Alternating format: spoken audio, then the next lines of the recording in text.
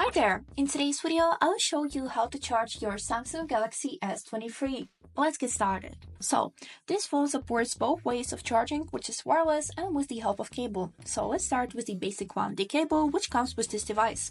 So the cable looks like this and it got two connectors, which is USB Type-A, which should be plugged into a power bank, PC or laptop, or any power adapter. And also we got the second side, which is Type-C, and we would need to plug it into this charging port, which is located at the bottom part of your phone. So let's plug it in. And now the second side I will plug into a power adapter, which unfortunately doesn't come with the device. And this is it. Now our phone is charging. You are also able to see the charging animation.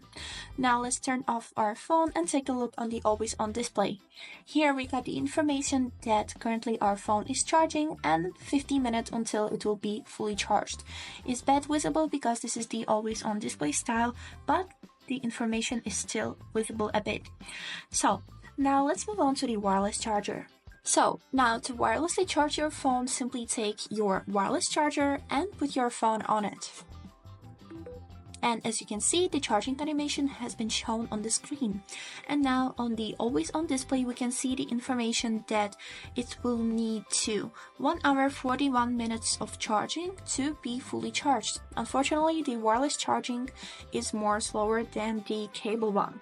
And now let's talk about some interesting information. So, how long this phone can last on one full charge.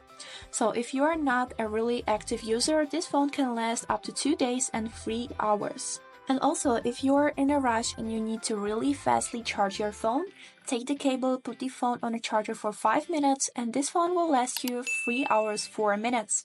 And this is it for today. I hope this video helps, and thanks for watching.